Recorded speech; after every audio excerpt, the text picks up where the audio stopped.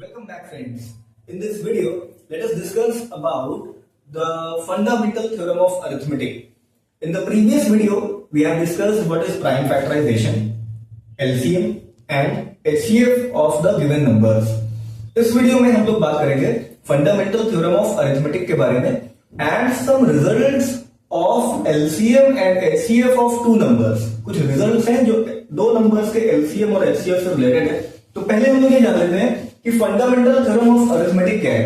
C the fundamental theorem of arithmetic says that every composite number can be represented as the product of their prime factors.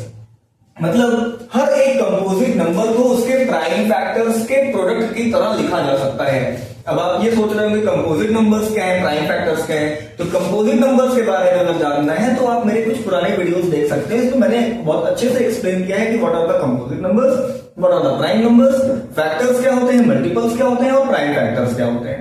सो क्या बताया गया है कि fundamental theorem of arithmetic ये कह रहा है कि every composite number can be represented as the product of its prime factors.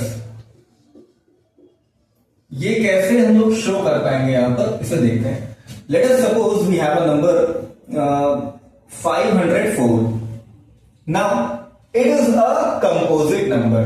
Composite number है ये क्योंकि ये 2 से भी डिविजिबल है, 4 से भी डिविजिबल है, 9 से भी डिविजिबल है. कंपोजिट नंबर्स वही होते हैं ऐसे नंबर्स जिनके फैक्टर्स 1 और 2 के अलावा और भी नंबर्स होते हैं. Means those numbers which have more than 2 factors. तो 504 के मोर देन 2 फैक्टर्स हैं. अब हमें ये रिप्रेजेंट करना है कि 504 can be represented in the product of its prime factors. तो इसके लिए 504 का प्राइम फैक्टराइजेशन करना पड़ेगा. प्राइम फैक्टराइजेशन कैसे होगा इसका? अब 504 को इसके फैक्टर्स के फॉर्म में लिखना है. तो what is the smallest prime number? 2. तो 2 से देखिए क्या ये 504 डिविजिबल है? बिल्कुल है, बिकॉज इसके वंस के प्लेस पर 4 लिखा हुआ है, which is an even number.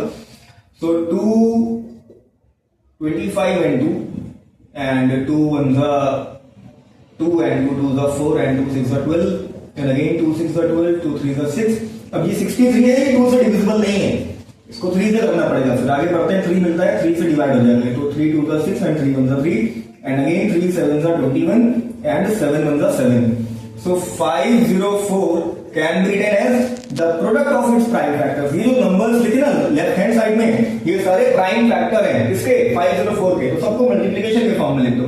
That is 2 into 2 into again 2 and then 3 into 3 into 7.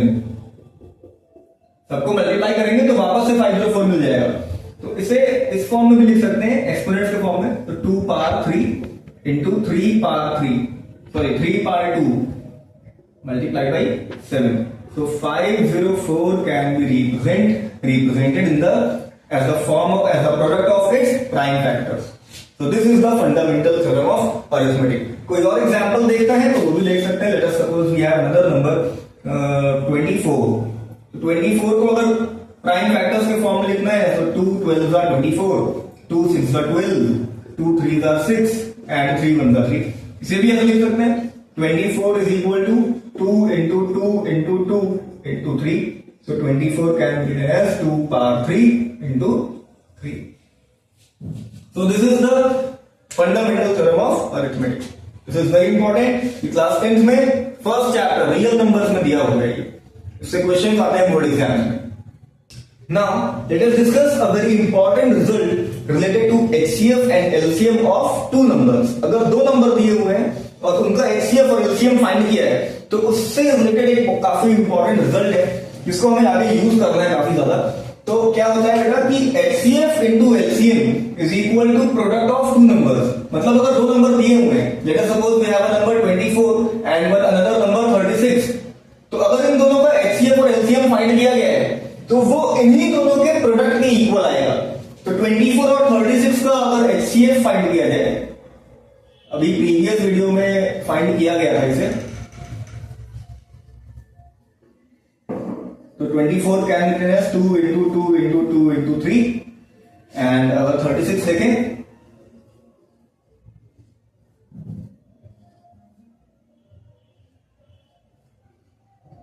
क्या मिल जाएगा 36 is equal to 2 into 2 into 3 into 3. So what will be the HCF?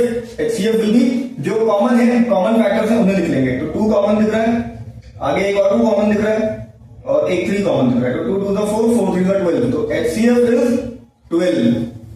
और अगर LCM की बात करें, LCM क्या मिलेगा इन दोनों का? इन दोनों का LCM मिल जाएगा. जो HCF मिला उसे लिख दो ऐसे 2 इंटू 2 इंटू 3. अब जो कॉमन नहीं थे, जैसे ये कॉमन था, सर्कल कर लेते हैं जिससे आपको इसको ढूंढने में कोई प्रॉब्लम ना हो.